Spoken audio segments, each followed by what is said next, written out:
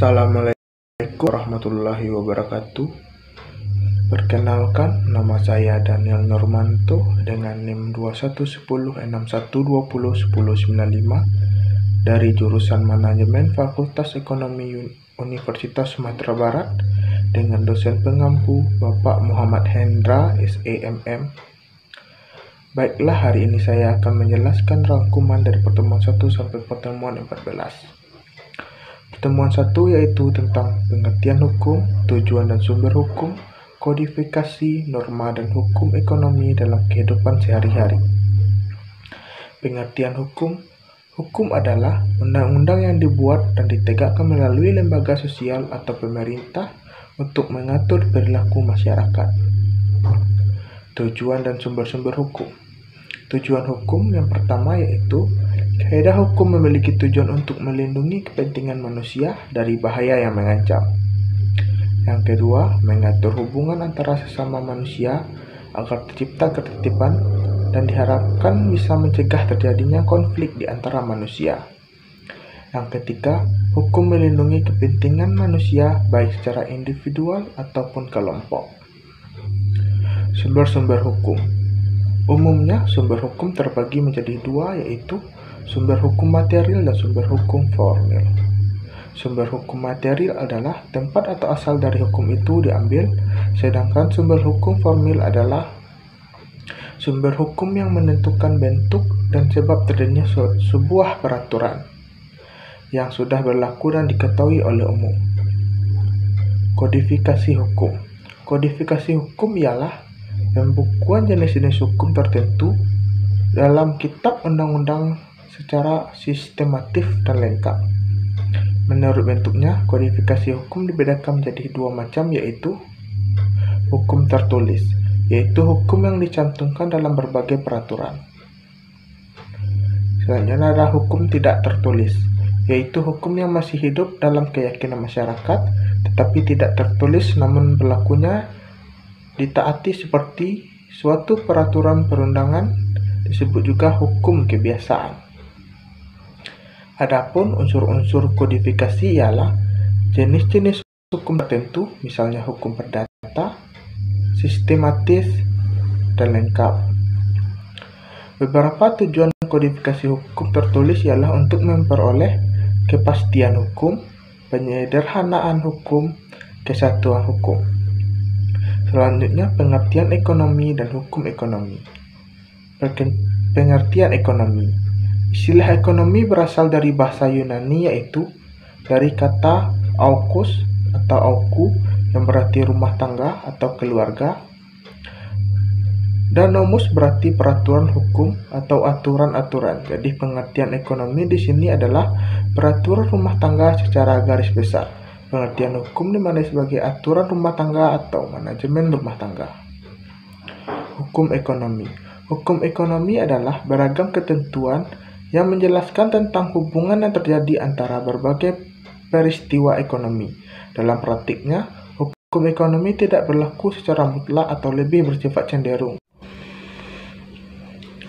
Pertemuan 2 yaitu tentang subjek dan objek hukum serta hak kebendaan yang bersifat sebagai pelunas hutang. Pengertian subjek hukum adalah suatu yang menurut hukum berhak atau berwenang untuk melakukan perbuatan hukum atau segala sesuatu yang dapat menyandang hak dan kewajiban menurut hukum. Jenis-jenis subjek hukum. Yang pertama yaitu subjek hukum manusia atau orang.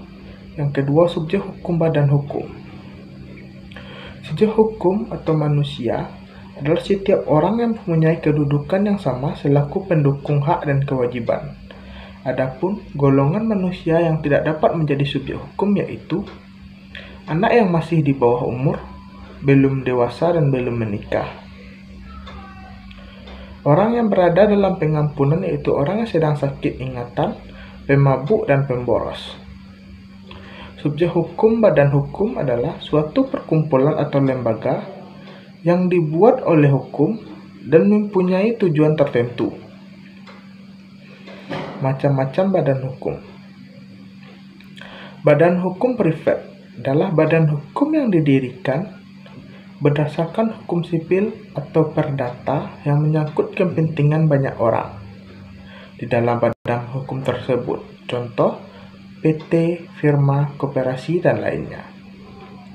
Badan hukum publik adalah badan hukum yang dibentuk oleh yang berkuasa berdasarkan perundang-undangan yang dijalankan secara fungsional oleh eksekutif atau badan pengurus yang diberikan untuk tugas itu. Contoh lembaganya adalah lembaga-lembaga pemerintah, bank-bank negara, dan lainnya. Objek hukum. Objek hukum adalah segala sesuatu yang bermanfaat bagi subjek hukum dan dapat menjadi objek dalam suatu hubungan hukum, macam pelunas hutang. Yang pertama, jaminan umum adalah jaminan yang terbentuk karena sudah ditentukan oleh undang-undang persyaratan, antara lain benda tersebut bersifat ekonomis atau dapat dinilai dengan uang, benda tersebut dapat dipindah tangankan haknya kepada orang lain. Jaminan khusus adalah jaminan yang timbulkan karena perjanjian. Gadai. Gadai adalah hak yang diperoleh kreditur atau suatu barang bergerak yang diberikan kepadanya oleh debitur atau orang lain atas namanya untuk menjamin suatu hipotek. Hipotek adalah hak kebendaan atas benda tidak bergerak untuk mengambil penggantian daripadanya bagi pelunas suatu perhutangan. Sifat-sifat hipotek yaitu bersifat aksesorial, yakni seperti halnya gadai. Objeknya benda-benda tetap, lebih didahulukan pemenuhannya dari piutang yang lain. Fidusia adalah perjanjian aksesor antara debitur dan kreditur yang isinya penyerahan hak milik secara kepercayaan atau benda bergerak milik debitur kepada kreditur. Jaminan fidusia adalah jaminan yang diberikan dalam bentuk fidusia. Perjanjian fidusia adalah jaminan fidusia yang harus dibuat dengan akta notaris dalam bahasa Indonesia yang merupakan akta jaminan pendaftaran fidusia. Bukti kreditur sebagai pemenang fidusia. Jaminan fidusia yang dikeluarkan oleh kantor pendaftaran fidusia. Pertemuan 3 yaitu tentang hukum perdata yang berlaku di Indonesia. Pengertian hukum perdata. Menurut Profesor Subakti dalam bukunya Pokok-pokok Hukum Perdata dalam artian luas adalah meliputi sesuatu hukum pokok uang mengatur kepentingan perseorangan. Hukum perdata yang berlaku di Indonesia yaitu seperti hukum perkawinan yang dasarnya menurut Undang-Undang Nomor 1 Tahun 1974. Hukum waris merupakan suatu hukum yang mengatur peninggalan harta seseorang yang telah meninggal dunia diberikan kepada orang yang berhak, seperti keluarga dan masyarakat yang lebih berhak. Hukum kekeluargaan. Hukum kekeluargaan juga termasuk di dalam hukum perdata yang mengatur perihal hubungan-hubungan hukum yang timbul dari hubungan kekeluargaan. Sistematika hukum perdata di Indonesia. Yang pertama, hukum perorangan. Beberapa ahli hukum menyebutnya dengan istilah hukum pribadi. Hukum perorangan adalah sebuah kaidah hukum yang mengatur mengenai siapa saja yang dapat membawa hak dan kedudukannya dalam hukum. Yang kedua, hukum keluarga merupakan sebuah kaidah hukum yang mengatur hubungan abadi antara dua orang yang berlainan jenis kelamin dan akibat-akibatnya. Hukum keluarga terdiri dari perkawinan berserta hubungan dalam hukum harta kekayaan sama istri dan hubungan antara orang tua dan anak, perwalian dan pengampunan. Hukum yang ketiga, hukum harta kekayaan adalah suatu kaidah hukum yang mengatur hak-hak yang didapatkan pada orang dalam hubungannya dengan orang lain yang mempunyai uang. Yang keempat, hukum waris merupakan hukum yang mengatur mengenai benda dan kekayaan seseorang jika ia meninggal dunia. Pertemuan 4 yaitu tentang hukum perikatan. Hukum perikatan ialah istilah perikatan dalam literatur hukum di Indonesia. Perikatan adalah suatu hubungan hukum dalam lapangan harta kekayaan antara dua orang atau lebih di mana pihak yang satu berhak atas sesuatu dan pihak lain berkewajiban atas sesuatu. Dasar hukum perikatan. Asas dalam hukum perikatan diatur dalam buku 3 KUH Perdata, yakni azas kebebasan berkontrak, yaitu bahwa segala sesuatu perjanjian yang dibuat adalah sah bagi para pihak yang membuatnya dan berlaku sebagai undang-undang bagi mereka yang membuatnya. Yang kedua, azas konsensualisme, artinya bahwa perjanjian itu lahir pada suatu tercapainya kata sepakat antara para pihak mengenai hal-hal yang pokok dan tidak memerlukan sesuatu formalitas. Selanjutnya, wan prestasi dan akibat-akibatnya. Wan prestasi atau yang juga dikenal dengan cedera janji adalah suatu kondisi tidak dilaksanakannya suatu prestasi atau kewajiban sebagaimana mestinya yang telah disepakati bersama, sebagaimana yang dinyatakan dalam kontrak. Wan prestasi dapat terjadi karena kesengajaan, kelalaian, ataupun tanpa kesalahan atau kesengajaan. Untuk bentuk ataupun model wan prestasi, bentuk dari wan prestasi bisa berupa 4 kategori, yakni pertama, tidak melakukan apa yang disanggupi akan dilakukannya. Yang kedua, melaksanakan apa yang dijanjikan tetapi tidak sebagaimana yang dijanjikan. Yang ketiga, melakukan apa yang dijanjikan tetapi terlambat. Yang keempat, melakukan sesuatu yang menurut perjanjian tidak boleh dilakukan. Perikatan itu bisa hapus jika memenuhi kriteria-kriteria sesuai pasal 1381 KUH Perdata. Cara penghapusan sesuatu perikatan adalah sebagai berikut. Perikatan lain yang ditempatkan sebagai pengganti perikatan semula. Perjumpaan utang atau kompensasi adalah salah satu cara hapusnya perikatan yang disebabkan oleh keadaan di mana dua orang masing-masing merupakan debitur satu dengan yang lainnya. Pertemuan 5, yaitu tentang hukum baku atau standar yang pasal-pasalnya ditentukan perjanjian yang diatur di dalam dan di luar Burgerlijk Wetboek. Standar kontrak. Standar kontrak atau perjanjian baku adalah penggunaan klausula eksonerasi dalam transaksi konsumen. Macam-macam perjanjian. Yang pertama, perjanjian dengan cuma-cuma dan perjanjian dengan beban.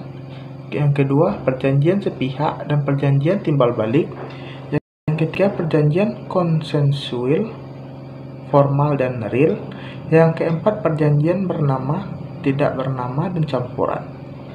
Syarat sahnya perjanjian diatur dalam pasal 1320 KUH Perdata, mengatur bahwa untuk sahnya perjanjian diperlukan 4 syarat. Yang pertama, sepakat mereka yang mengikat dirinya, kecakapan untuk membuat suatu perikatan, suatu hal tertentu, suatu sebab yang halal. Berdasarkan pasal 1320 dengan 1338 ayat 1 BW KUH Perdata, dikenal adanya azas konsensual yang dimaksud adalah yang bisa digunakan untuk menentukan saat lahirnya kontrak, yaitu teori pernyataan, teori pengiriman, teori pengetahuan, dan teori penerimaan. Pembatalan dan pelaksanaan perjanjian.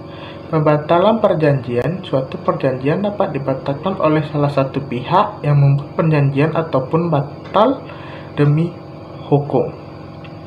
Pelaksanaan perjanjian itikat baik dalam pasal 1338 ayat 3 KUH Perdata merupakan ukuran objektif untuk menilai pelaksanaan perjanjian.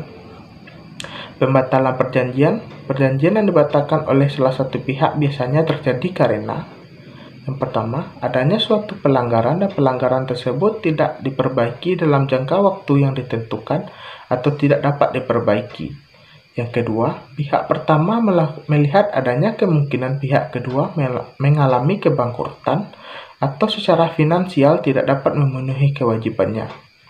Yang ketiga, terkait resolusi atau perintah pengadilan. Yang keempat, terlibat hukum. Yang lima, tidak lagi memiliki lisensi kecakapan atau wewenang dalam melaksanakan perjanjian.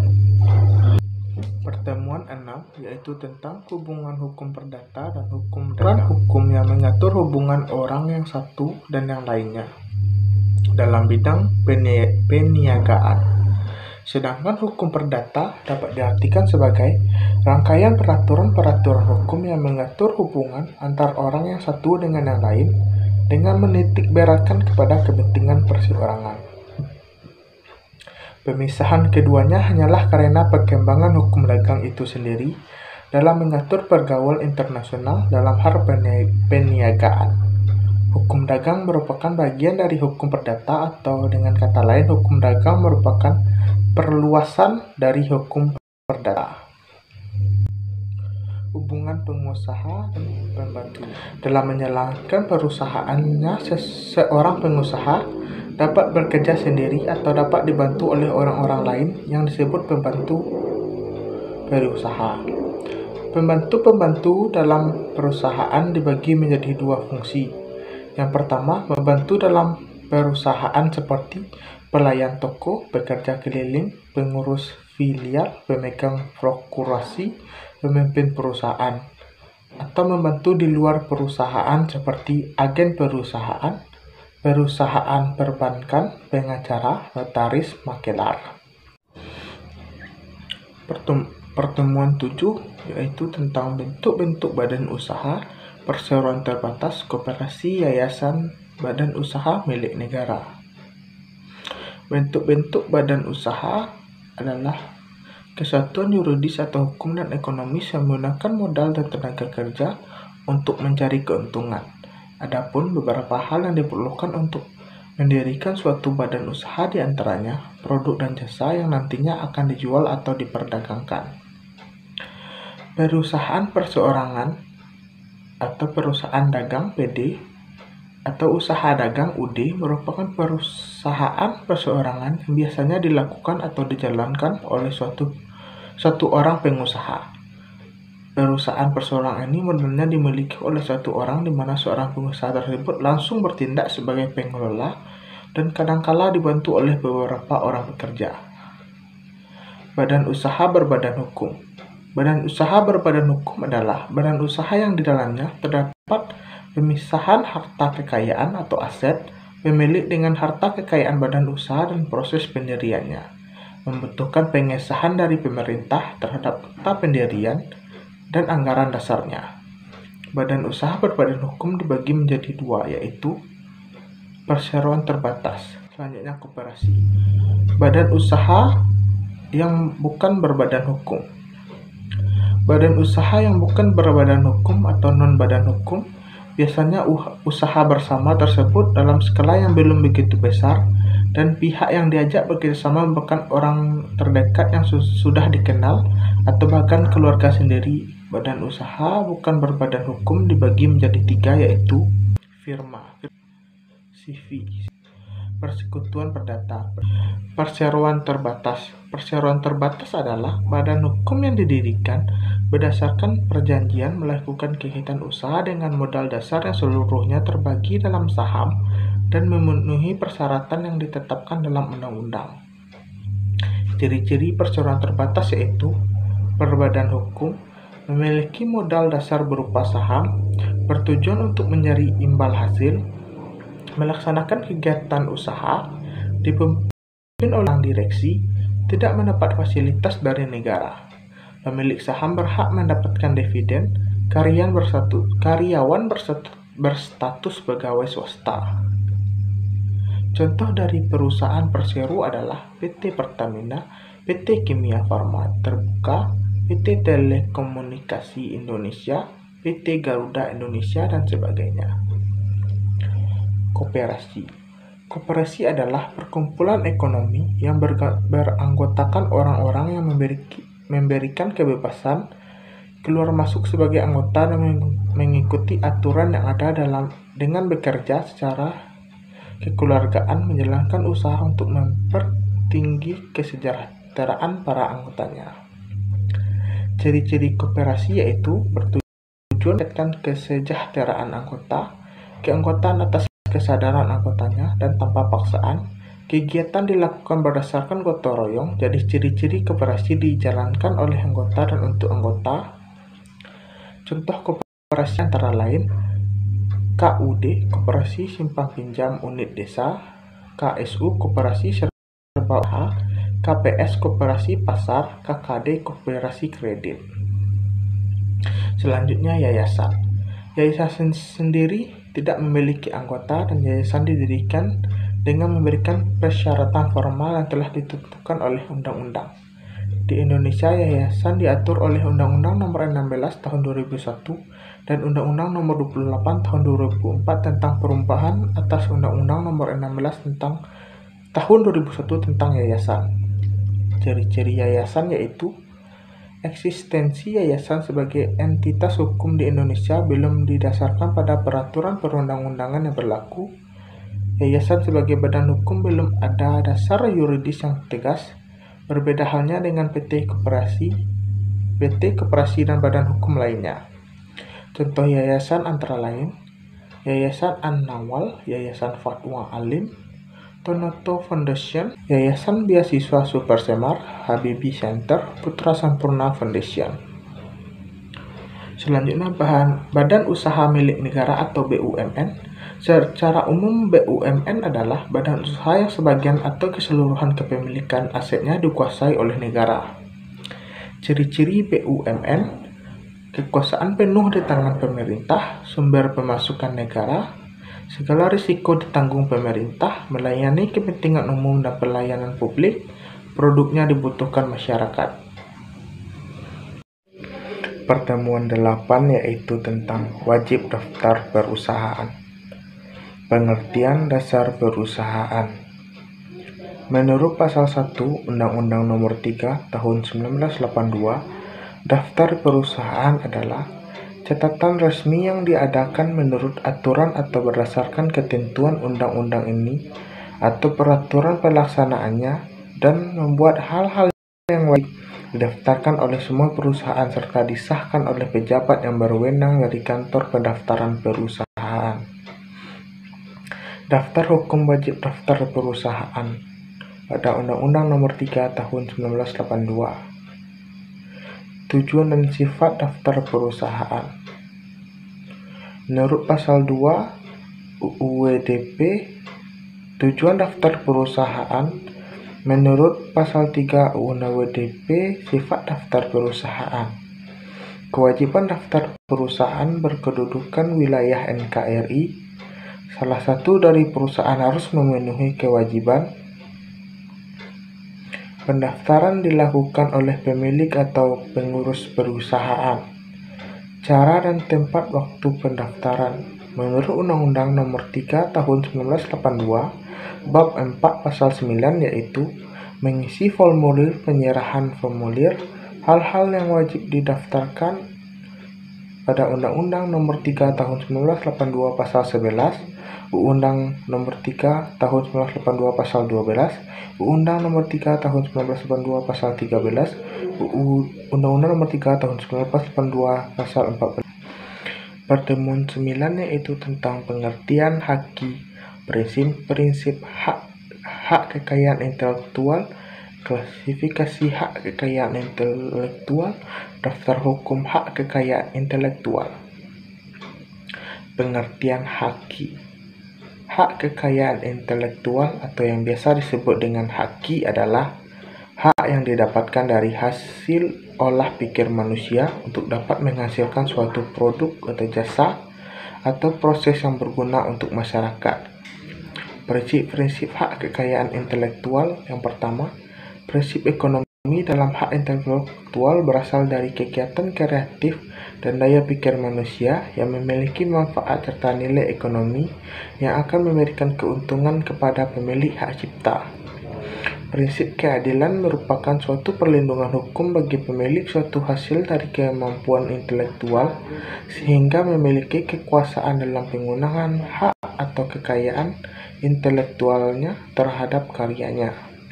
Ketiga, prinsip kebudayaan merupakan pengembangan dan ilmu pengetahuan, sastra, dan seni guna meningkatkan taraf kehidupan serta akan memberikan keuntungan bagi masyarakat, bangsa, dan negara.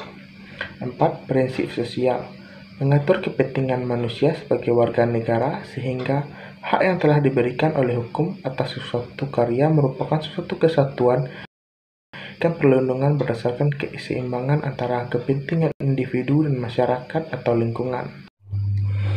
Pertemuan 10 yaitu tentang hak cipta, paten, merek, desain industri, dan dan rahasia dagang ke Ditjen Haki. Hak cipta.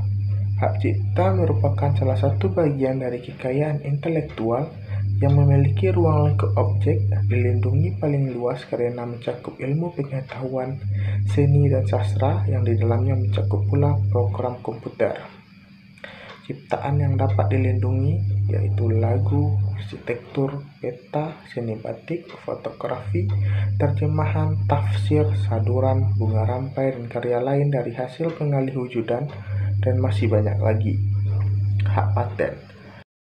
Paten adalah hak eksklusif yang diberikan oleh negara kepada investor berkat hasil invensinya di bidang teknologi, dalam kurung waktu tertentu menjalankan sendiri invensi tersebut atau menyetujui kepada pihak lain untuk menjalankannya. Hak merek. Selain itu, merek dagang punya peran penting terhadap suatu produk. Peran penting dari hak merek yaitu untuk dapat melindungi hak merek seperti nama, usaha, logo, dan aset-aset penting lainnya. Maka diperlukan untuk mengajukan pendaftaran hak merek. Pada saatnya kamu sudah melakukan pendaftaran hak merek, maka kamu akan mendapatkan hak hukum. Ketika ada seseorang yang menggunakan merek sama meskipun produknya berbeda, maka itu akan dikenai sanksi. Desain industri. 3 dimensi atau 2 dimensi yang memberikan kesan estetis. Selain itu, dapat diwujudkan dalam pola 3 dimensi atau 2 dimensi serta dapat digunakan untuk menghasilkan produk, barang, komoditas industri, atau kerajinan tangan. Pertemuan 11 yaitu tentang konsumen dan pelaku usaha. Konsumen adalah setiap orang pemakai barang atau jasa yang tersedia dalam masyarakat, baik bagi kepentingan diri sendiri, keluarga, orang lain maupun makhluk hidup lain, dan tidak untuk diperdagangkan. Asas Pelindungan Konsumen menurut Pasal 1 Angka 1 Undang-Undang Nomor 8 Tahun 1999 tentang Perlindungan Konsumen adalah segala upaya yang menjamin adanya kepastian hukum untuk memberikan perlindungan kepada konsumen. Dalam perlindungan konsumen berlaku azas, yaitu azas manfaat, azas keadilan, azas keseimbangan, azas keamanan dan keselamatan konsumen, azas kepastian hukum. Tujuan perlindungan konsumen terdapat pada Pasal 3 Undang-Undang Nomor 8 Tahun 1999 tentang Perlindungan Konsumen menyebutkan yang pertama, meningkatkan kesadaran, kemampuan, dan kemandirian konsumen untuk melindungi diri. Yang kedua, mengangkat harkat dan martabat konsumen dengan cara menghindarkan dari akses negatif, pemakaian barang dan jasa. Yang ketiga, meningkatkan pemberdayaan konsumen dalam memilih, menentukan, dan menuntut hak-haknya sebagai konsumen. Hak konsumen. Menurut Pasal 4 Undang-Undang Nomor 8 Tahun 1999 tentang Perlindungan Konsumen adalah yang pertama, hak atas kenyamanan, keamanan, dan keselamatan dalam mengkonsumsi barang. Yang kedua, hak untuk memilih barang dan jasa serta mendapatkan barang atau jasa. Yang ketiga, sesuai dengan nilai tukar dan kondisi serta jaminan yang dijanjikan, hak atas informasi yang benar, jelas, dan jujur mengenai kondisi dan jaminan barang dan jasa. Yang keempat, hak untuk didengarkan pendapat dan keluhannya atau barang dan jasa yang digunakan. Kewajiban konsumen. Menurut Pasal 5 Undang-Undang Nomor 8 Tahun 1999 tentang Perlindungan Konsumen yaitu yang pertama, membaca atau mengikuti petunjuk informasi dan prosedur pemakaian atau pemanfaatan barang dan jasa demi keamanan dan keselamatan. Yang kedua, beretikat baik dalam melakukan transaksi pembelian barang dan atau jasa. Hak dan kewajiban pelaku usaha. Pelaku usaha adalah setiap orang perseorangan atau badan usaha baik yang berbentuk badan hukum maupun bukan badan hukum yang didirikan dan berkedudukan atau melakukan kegiatan dalam wilayah hukum negara Republik Indonesia, baik sendiri maupun bersama-sama melalui perjanjian penyelenggaraan kegiatan usaha dalam berbagai bidang ekonomi. Haknya yaitu yang pertama, hak untuk menerima pembayaran yang sesuai dengan kesepakatan mengenai kondisi dan nilai tukar barang dan jasa yang diperdagangkan. Kedua, hak untuk mendapatkan perlindungan hukum dari tindakan konsumen yang bertingkat baik, yang bertingkat tidak baik. Yang ketiga, hak untuk melakukan pembelaan diri sepatutnya di dalam penyelesaian hukum sengketa konsumen. Pertemuan ke-12 yaitu tentang anti monopoli dan persaingan usaha tidak sehat serta kegiatan yang dilarang dan perjanjian yang dilarang. Pengertian menurut Undang-Undang Nomor 5 Tahun 1999 menyebutkan pengertian monopoli yaitu suatu bentuk pengusahaan atas produk dan atau pemasaran barang dan atau penggunaan jasa tertentu oleh suatu pelaku atau suatu kelompok pelaku usaha. Azas dan tujuan anti monopoli dan persaingan usaha tidak sehat. Azasnya yaitu berkaitan dengan keberadaan Undang-Undang Nomor 5 Tahun 1999 tentang larangan praktik monopoli dan persaingan usaha tidak sehat atau Undang-Undang Anti Monopoli yang berasaskan demokrasi ekonomi dengan memperhatikan keseimbangan antara kepentingan pelaku usaha dan kepentingan umum, mempunyai peranan yang sangat penting dalam mewujudkan iklim usaha yang sehat di Indonesia. Tujuannya yaitu pertama, menjaga kepentingan umum dan meningkatkan efisiensi ekonomi nasional sebagai salah satu upaya untuk meningkatkan kesejahteraan rakyat.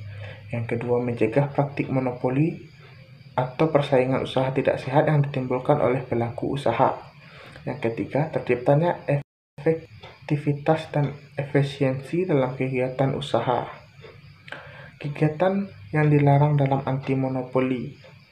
Adapun kegiatan yang dilarang tersebut adalah yang pertama, monopoli, yang kedua, monopsoni, yang ketiga, pengusahaan pasar, yang keempat, persekokolan, yang sisi dominan, yang keenam, jabatan rangkap, yang ketujuh, pemilikan saham, yang ke-8, penggabungan, peleburan, dan pengambilan alihan. Perjanjian yang dilarang dalam anti monopoli, yang pertama, oligopoli, yang kedua, penetapan harga, yang ketiga, pembagian wilayah, yang keempat, pemboikotan, yang kelima, kartel, yang keenam, trust, yang ketujuh, oligopsoni, yang ke-8, integrasi vertikal, yang ke-9, perjanjian tertutup, yang ke-10, perjanjian dengan pihak luar negeri. Pertemuan 13 yaitu tentang Undang-Undang Anti Monopoli dan Komisi Pengawasan Persaingan Usaha. Bagian A. Cakupan pedoman program kepatuhan. Secara sistematis, pedoman kepatuhan ini mencakupi bagian pertama, latar belakang.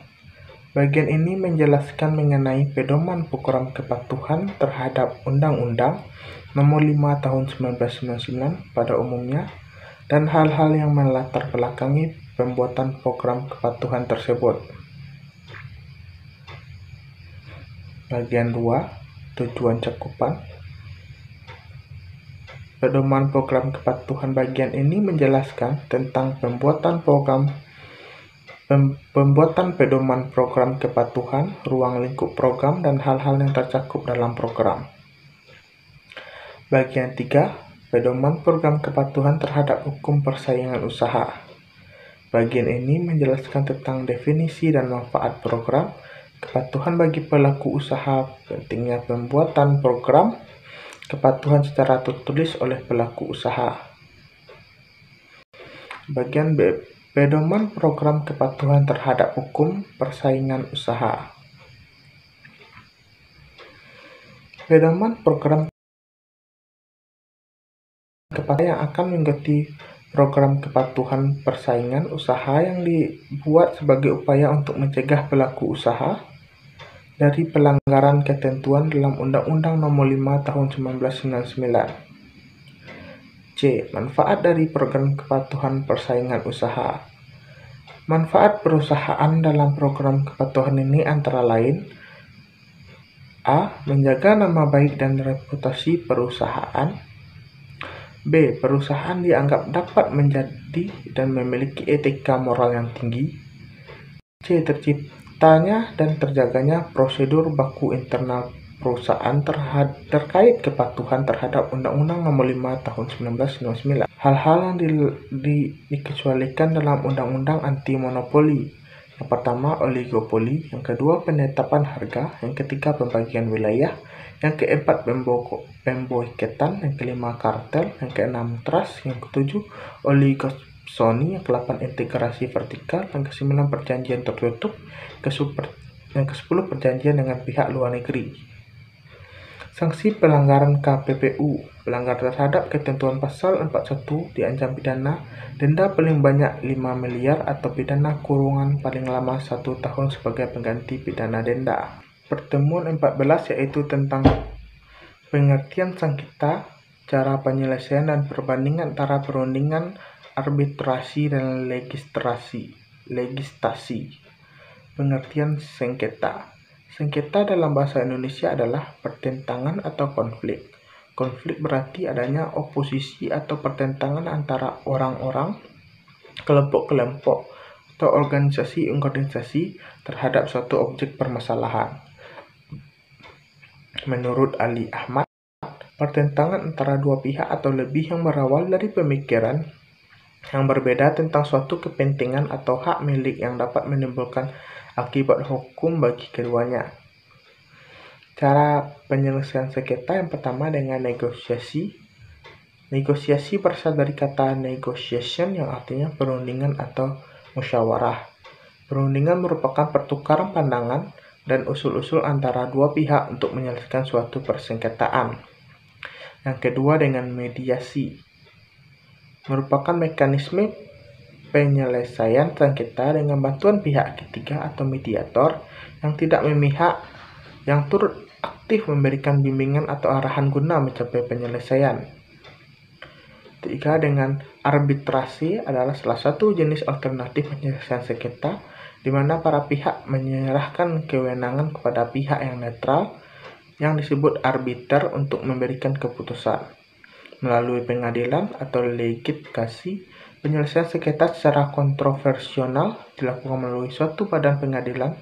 Sudah dilakukan sejak ratusan bahkan ribuan tahun yang lalu, akan tetapi lama-kelamaan badan pengadilan ini semakin terpasung dalam tembok yuridis yang sukar ditembus oleh pencari keadilan, khususnya apabila pelaku pencari keadilan adalah pembisnis dengan sengketa menyangkut bisnis, sehingga mulailah dipikirkan suatu alternatif lain untuk menyelesaikan sengketa di luar pengadilan. Kelebihan dan kelemahan. Kelebihan penyelesaian sengketa melakukan pengadilan ialah ruang lingkup pemeriksaan yang lebih luas karena sistem peradilan di Indonesia terbagi menjadi beberapa bagian, yaitu peradilan umum, pengadilan agama, peradilan militer, dan peradilan tata usaha negara, sehingga hampir semua jenis sengketa dapat diperiksa melalui jalur ini. Kelemahan penyelesaian sengketa melalui pengadilan ialah kurangnya kepastian hukum dan hakim yang awam. Pada dasarnya hakim harus paham terhadap semua jenis hukum. Terima kasih atas perhatiannya. Jika ada kesalahan dalam pengucapan, intonasi yang kurang jelas atau ada kesalahan, saya mohon maaf. Saya akhiri dengan Assalamualaikum warahmatullahi wabarakatuh. I got broads in Atlanta, just to be in the family, credit cards and the scammers, hitting the licks in the van, legacy.